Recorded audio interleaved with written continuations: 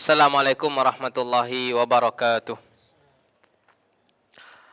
Alhamdulillahirabbil alamin. Wa usalli wa usallim ala nabiyyina Muhammadin wa ala alihi wa ashabihi wa man tabi'ahum bi ihsanin ila yaumiddin, amma ba'du. Para hadirat, ibu-ibu yang dirahmati Allah Subhanahu wa taala, kita lanjutkan pembahasan kita. Ya, setidaknya kita selesaikan di wasiat yang kedua ya. Setidaknya insyaallah itu tentang amalan yang terbaik ya setelah amalan wajib. Itu adalah konsepnya apa? Nabi mengatakan orang-orang menyendiri itu telah duluan. Siapa mereka? Ternyata mereka adalah orang-orang yang banyak melakukan zikir kepada Allah ya. Kemudian Nabi pun juga mengatakan, maukah aku sampaikan kepada kalian suatu amalan yang lebih tinggi kedudukannya, yang lebih baik, yang lebih suci, yang lebih bagus daripada emas dan perak, yang lebih bagus dari pertemuan jihad, pertemuan perang. Tentu ya Rasulullah, ternyata Nabi SAW mengatakan itulah zikir. Zikir para hadirin, itu tadi kita gambarkan ada dua ya. Zikir secara lisan kita dengan redaksi yang khusus ya, subhanallah, atau zikir yang lain, itu terbagi menjadi dua.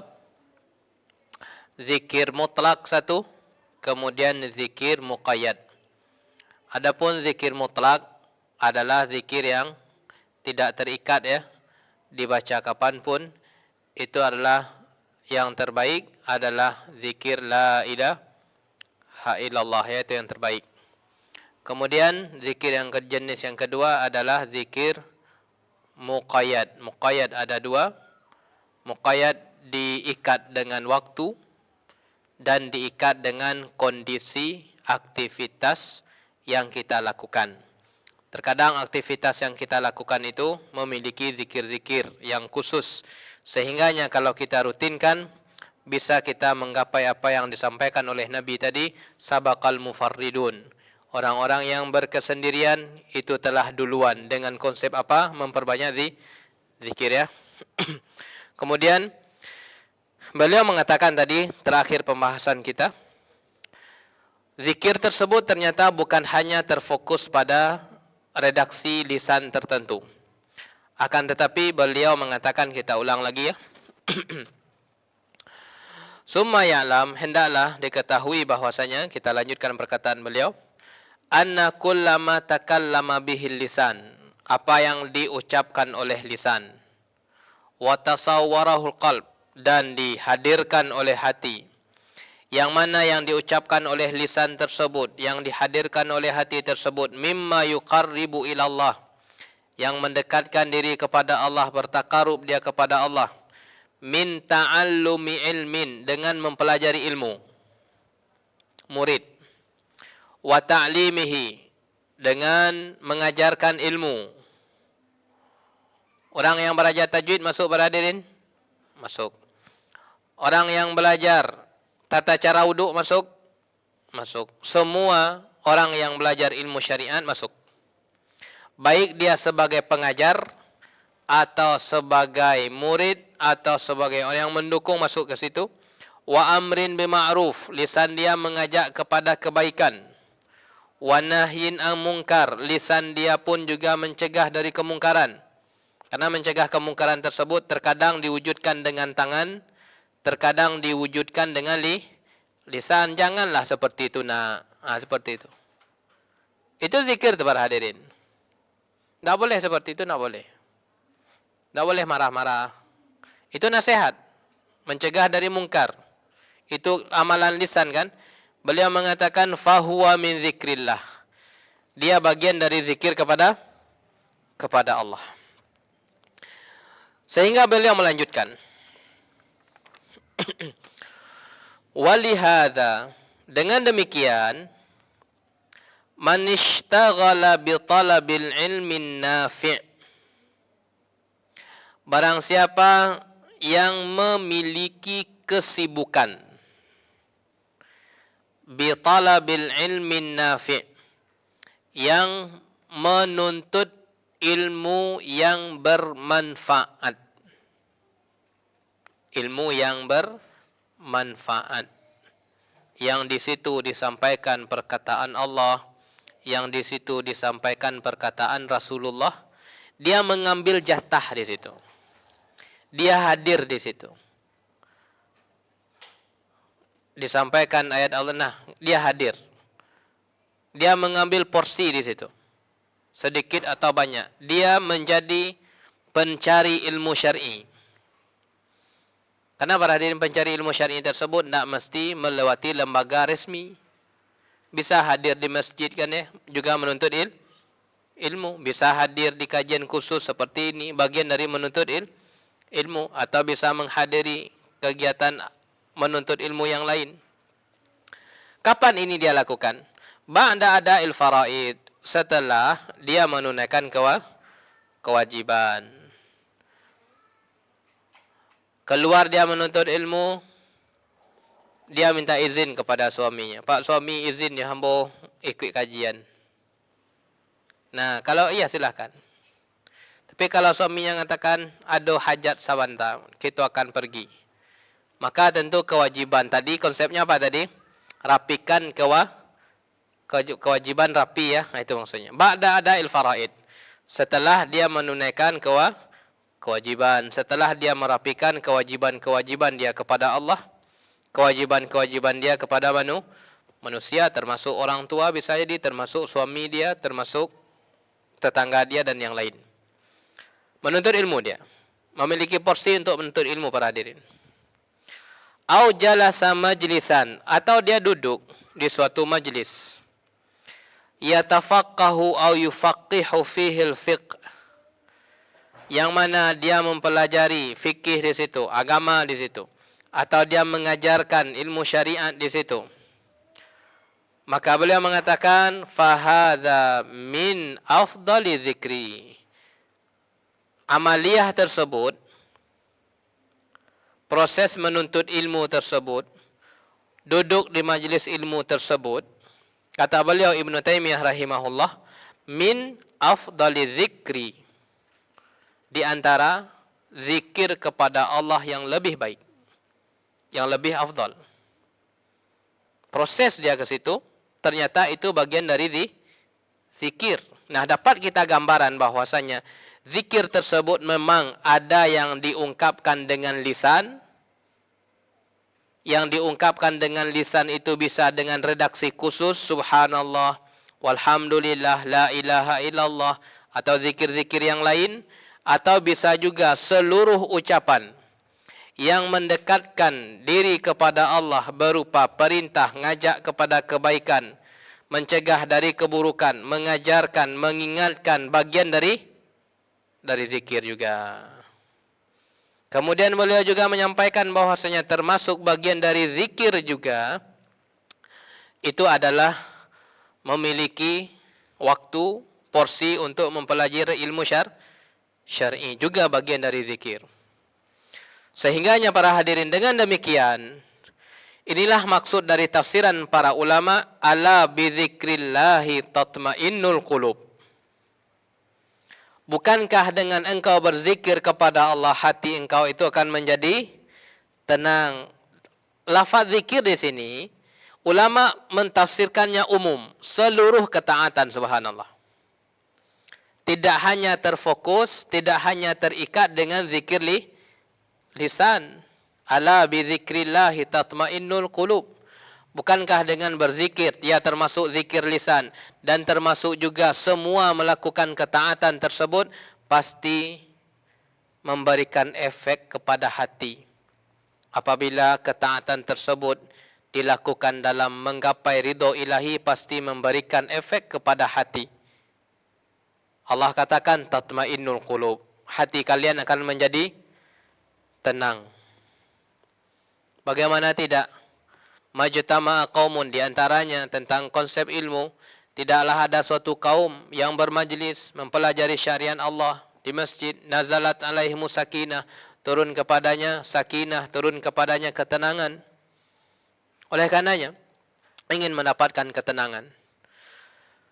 Tegar kita terhadap musibah, tidak khawatir kita terhadap masa depan. Kan orang para hadirin terkadang khawatir masa depan. Balah anak ambo ka makan besok Ustaz, cucu ambo. Padahal bisa jadi secara finansial dia bisa untuk memberikan kecukupan kepada 7 keturunan. Akan tetapi khawatir itu muncul tidak tenang dia, sehingga dia haus akan pekerjaan.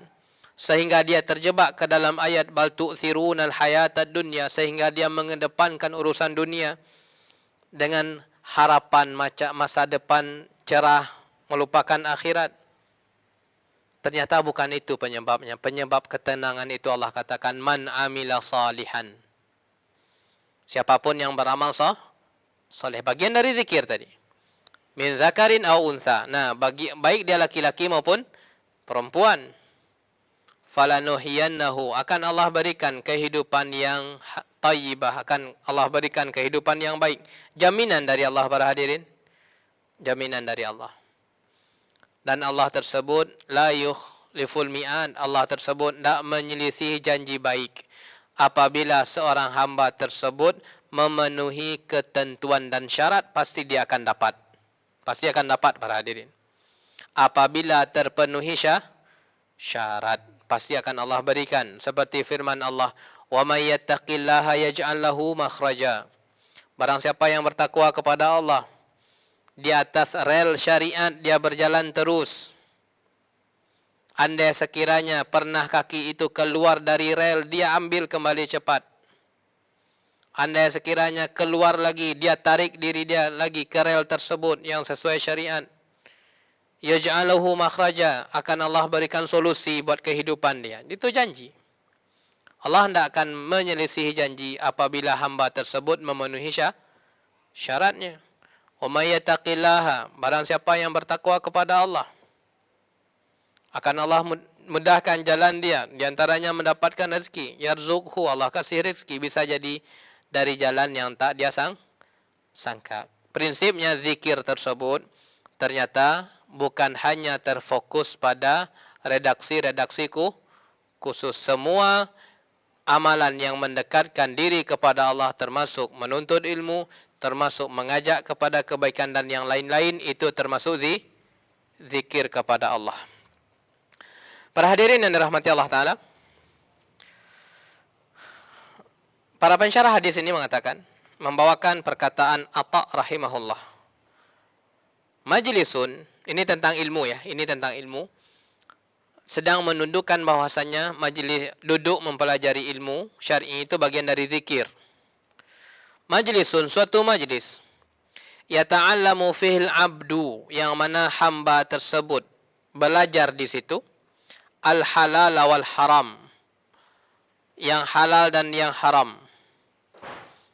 Min zikrillah, maka dia bagian dari zikir kepada Allah.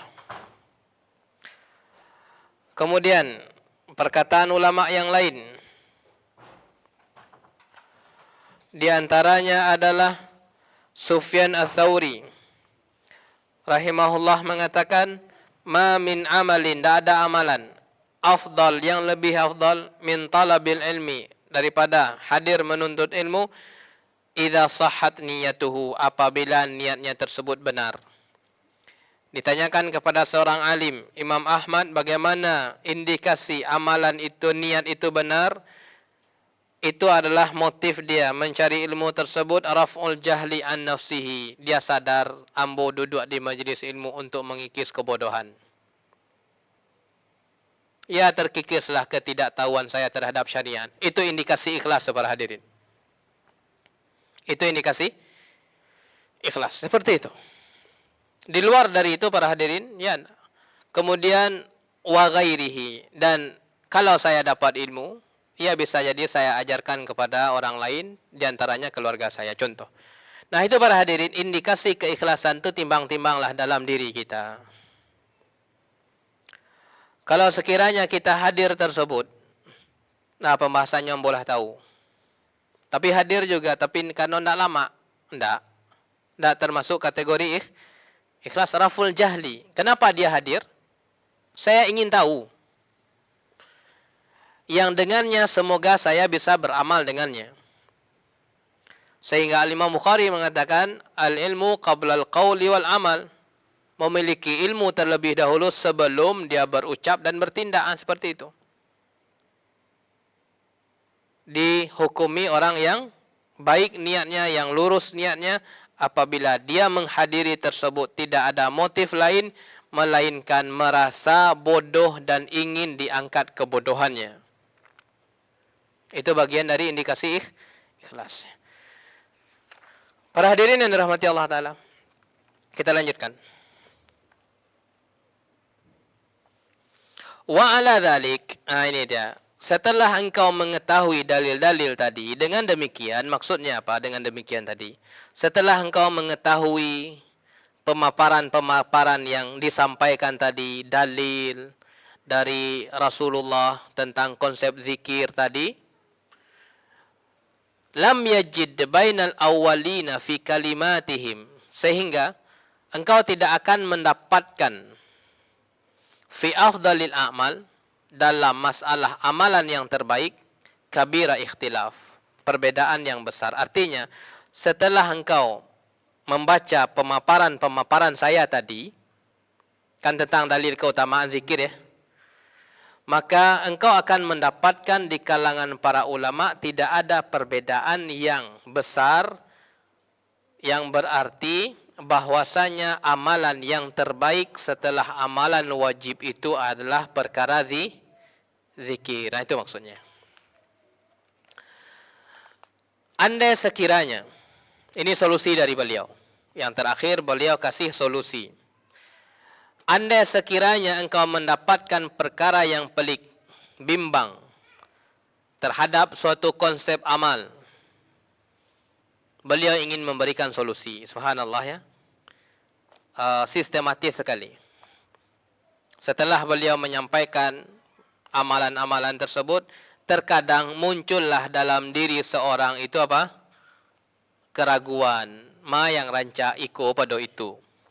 Kan seperti itu para hadirin. Ma yang rancak. Sedekah atau apa ya? Sedekah atau mau tangan orang? Sedekah atau beli bakso? Iya, ragu juga bisa jadi ya. Ya bisa jadi. Sedekah atau beli baju. Nah, para hadirin beliau ingin kasih solusi. Kondisi ketika bimbang dan bingung. Beliau katakan, "Wa mashtabaha amruhu 'alal 'abdi", dan perkara-perkara yang membuat seorang hamba itu bimbang. Syubhat itu kan bimbang. Beliau ingin kasih solusi. Fa'alaihil bil istikharah al-masyru'ah. Silahkan dia melakukan istikharah. Apa solusi yang pertama? Istikharah ketika mendapatkan suatu urusan yang membuat kita bingung. Ternyata istikharah itu para hadirin bukan perkara jodoh saja ternyata. Orang identik dengan istikharah kapan? Kalau bingung menentukan jodoh, itu aja yang ingat istikharah. Padahal enggak. Padahal cakupan istikharah itu semua perkara yang membuat engkau bingung. Istikharah itu para hadirin. Ambo tetap di siko atau pulang kampung ya. Kan bisa jadi seseorang seperti itu. Sudah tamat dia. Atau sudah selesai dia studi dia. Tetap di sini. Contoh tetap di kota ini atau pulang. Atau bagaimana dia belum menikah contohnya. Bingung dia. Maka solusinya adalah istikharah. Meskipun bukan perkara jodoh. Fa'alaihil bil istikharah. Hendaklah seseorang tersebut beristikharah. Meminta kebaikan kepada Allah Subhanahu wa ta'ala. Kenapa demikian? Kenapa demikian? Beliau mengatakan, fama nadima, tidak akan pernah nyesal. Tidak akan pernah menyesal sebenarnya. Man istakharallah, orang-orang yang telah mengikutkan Allah Subhanahu wa taala ke dalam urusan dia. Orang-orang yang meminta bimbingan, orang-orang yang memohon petunjuk kepada Allah, mana yang terbaik, beliau mengatakan fama nadima, tidak akan pernahnya nyesal sebenarnya. Karena keputusan Allah tersebut adalah keputusan yang terbaik, bukan keputusan kita para hadirin. Apa yang Allah putuskan untuk diri kita, yang patang, yang kini, keesokan harinya, itu adalah keputusan yang terbaik untuk diri kita. Sesuai dengan keimanan, sesuai dengan kondisi kita, Allah berikan keputusan yang terbaik. Kemudian para hadirin yang dirahmati Allah Subhanahu wa taala, kemudian solusi yang kedua, beliau lanjutkan wal yukthir. Ini solusi yang kedua. Wal yukthir, hendaklah dia memperbanyak. Wal yukthir, hendaklah dia memperbanyak. Minad du'a, wal yukthir min dzalika, hendaklah dia memperbanyak istikharah tadi, memohon bimbingan kepada Allah. Wa minad du'a, dan memperbanyak doa. Jadi dua solusi ya. Istikharah dan kemudian doa. Kenapa demikian? Fa innahu miftah kulli khairin, karena doa itu adalah kunci dari seluruh kebaikan. Kalau untuk istikharah, apa kata beliau tentang istikharah? Fama nadima man istakharallah, tidak akan pernah orang menyesal apabila dia beristikharah kepada Allah. Itu rahasianya kata beliau. Adapun tentang doa apa? Fa innahu miftah, karena doa itu adalah miftah, kunci.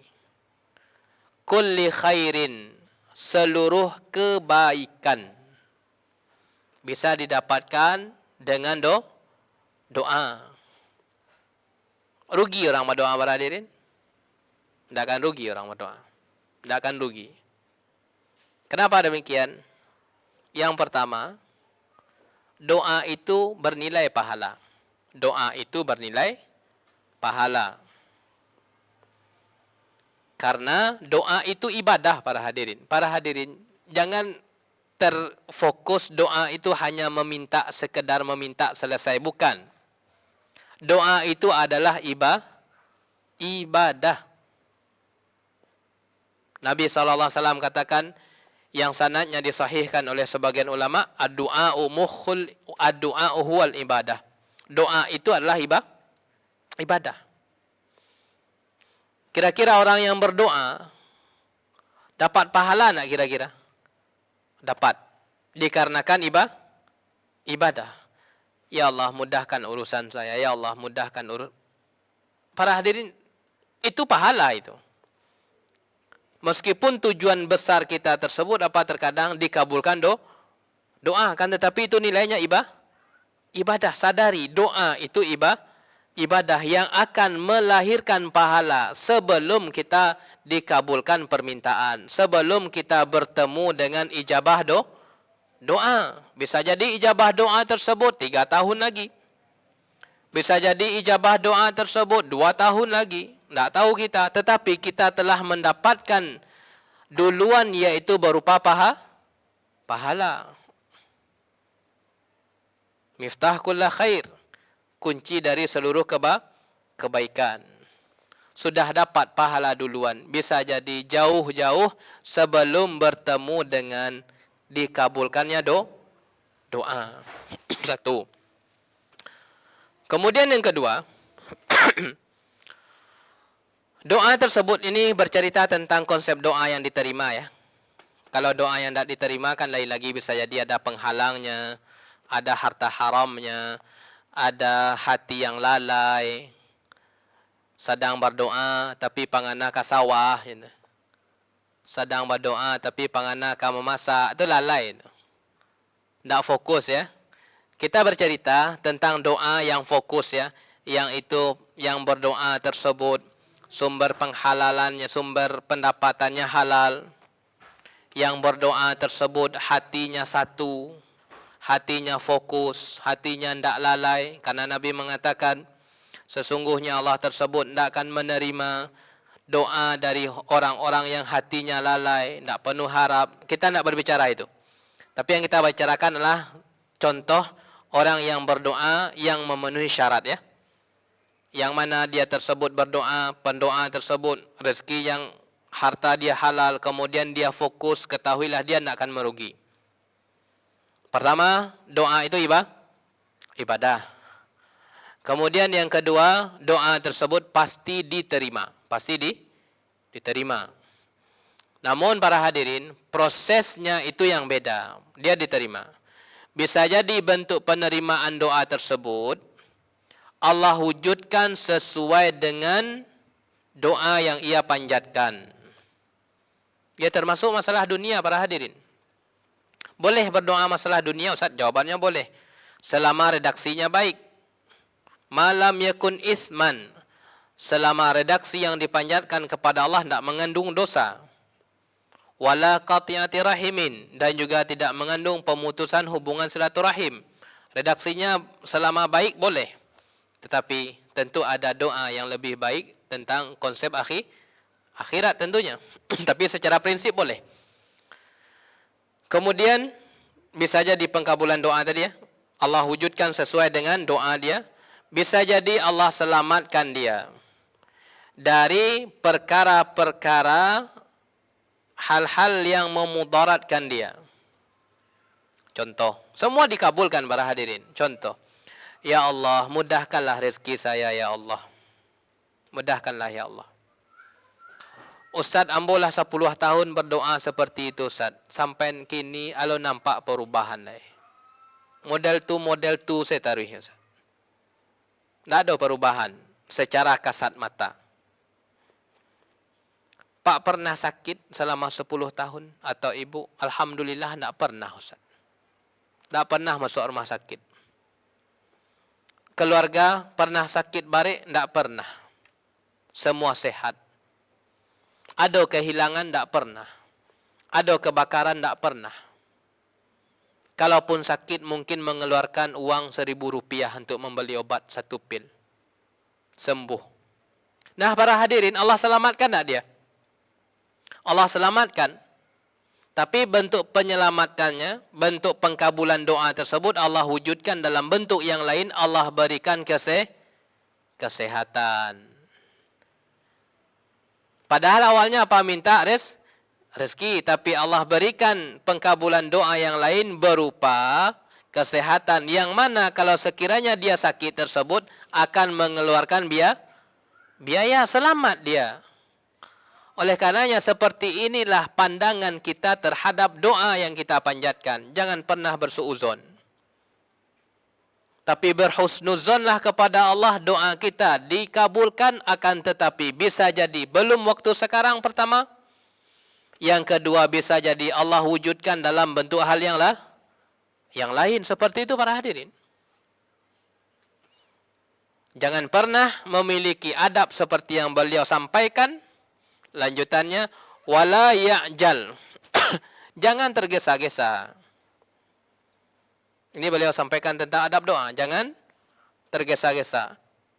Da'autu, saya sudah sering berdoa. Falam yustajab li. Akan tetapi, tidak pernah dikabulkan. Ini jangan pernah seperti ini. Akan tetapi berdoalah, kemudian wa anta muqinun bil ijabah, dan ketika engkau berdoa hati engkau tersebut satu, fokus, wa muqinun bil ijabah, kemudian engkau yakin doa tersebut akan dikabulkan oleh Allah. Andai sekiranya belum juga dikabulkan, kita mengambil bahwasanya ini ucapan saya, doa tersebut merupakan ibadah. Dan yang kedua, meskipun belum dikabulkan, bisa jadi saya yakin bentuk pengkabulan Allah tersebut Allah berikan dalam bentuk yang lain. Minta rezeki yang halal lagi. Ternyata Allah berikan kekuatan untuk bekerja para hadirin. Luar biasa bentuk-bentuk pengkabulan doa, sehingga kita tidak boleh bersuuzon kepada Allah. Tidak pernah Allah kabulkan, Ustaz. Jangan. Allah kabulkan. Bisa jadi dalam bentuk yang lain. Terkadang kita tidak nerima, itu aja para hadirin. Ambo meminta iko, tapi dia gih iko. Kira-kira siapa yang lebih tahu pilihan itu? Allah atau kita, para hadirin? Tentu jawabannya Allah Subhanahu wa taala. Itulah mukmin. Mukmin itu tunduk kepada keputusan Allah, baik secara syar'i maupun secara keputusan takdir.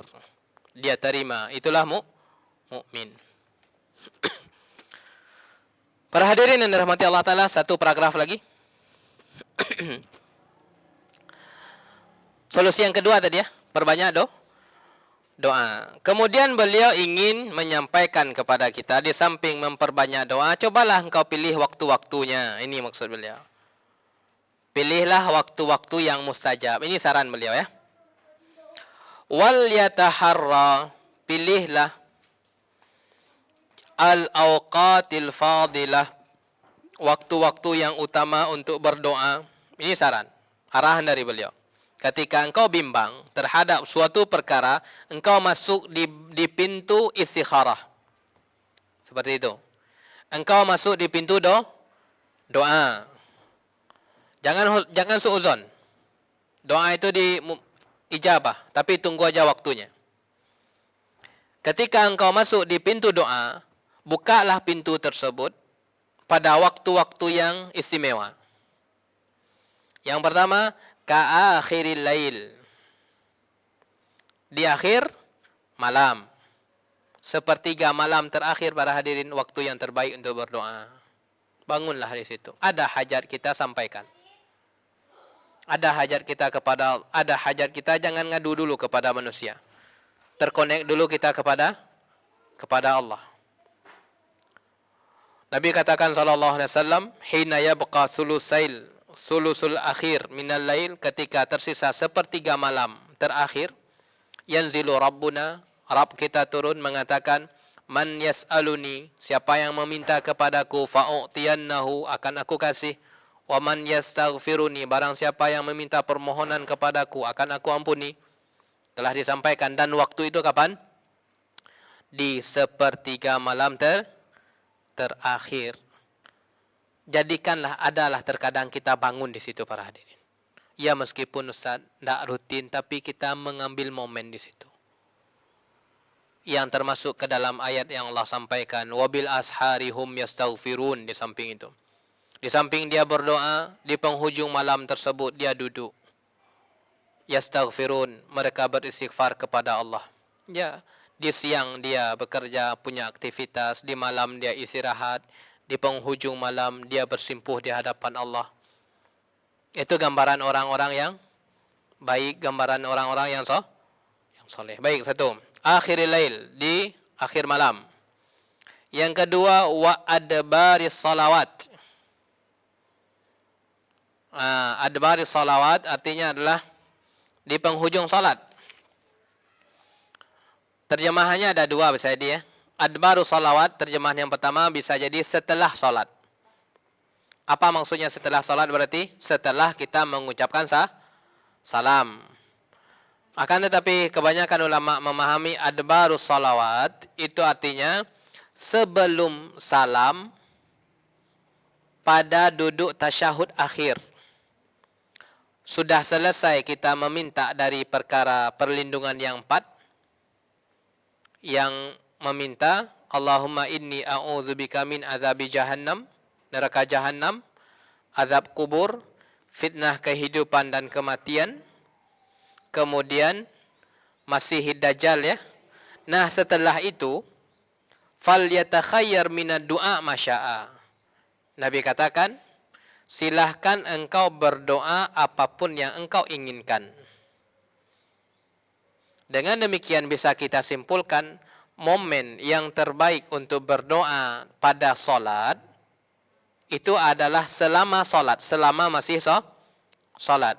Yang pertama ketika sujud, tidak ada ketentuan harus sujud terakhir. Dan yang kedua adalah sebelum salam pada duduk tasyahud akhir. Itu maksudnya adbaris salawat. Kedua ini ya. Kemudian yang ketiga, wa indal adzan, antara azan dan iqamah. Nah, di sini faedah para hadirin. Faedah. Ibadah-ibadah yang terikat dengan waktu-waktu khusus, dia lebih utama untuk dilakukan. Contoh ini. Ustaz, manakah yang lebih utama? Tetap membaca Al-Quran atau menjawab azan? Maka jawaban yang utama adalah menjawab azan. Kenapa demikian? Karena waktunya terbatas. Hanya momen azan itu dikumandangkan. Kalau sudah selesai maka tidak ada namanya konsep menjawab azan. Adapun Al-Quran masih terus berlanjut. Demikian juga, manakah yang lebih baik Ustaz? Kita baca Al-Quran antara azan dan iqamah, atau berdoa, atau salat sunnah sebanyak-banyaknya? Maka jawabannya adalah jangan engkau luput dari berdoa. Kenapa demikian? Karena doa antara azan dan iqamah itu adalah di antara waktu yang mustajab. Kemudian yang ketiga, wa nuzulil matar. Ketika hujan itu turun maka berdoa para hadirin. Wa nahwi dzalik, dan yang lain-lain.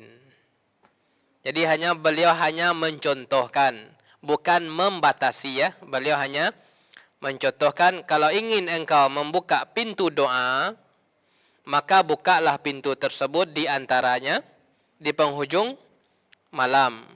Di antaranya ketika masih salat sebelum salam. Di antaranya antara azan dan iqamah. Dan di antaranya adalah ketika hujan turun dan lain-lain, kata beliau. Berarti beliau tidak membatasi, beliau hanya kasih contoh waktu-waktu yang mustajab untuk berdoa. Baik para hadirin yang dirahmati Allah Ta'ala, sampai di sini pembahasan kita ya, sampai jam 5 ya. Alhamdulillah selesai kita dari wasiat yang kedua. Itu tentang apa? Amalan yang terbaik setelah amalan wajib. Kesimpulannya adalah rapikan terlebih dahulu kewajiban kita, kemudian hiasi dengan amalan-amalan sunnah yang kita sebutkan tadi. Raihlah para hadirin sabaqal mufarridun. Orang-orang berkesendirian telah mendahului, telah duluan pergi dengan cara memperbanyak zikir ya. Tadi kita katakan salah satu faktor terberat untuk berzikir itu adalah sering lupa. Maka obatnya adalah ingat. Obat lupa adalah ingat dengan cara membiasakannya. Semoga bermanfaat. Wabillahi taufiq wal hidayah. Wassalamualaikum warahmatullahi wabarakatuh.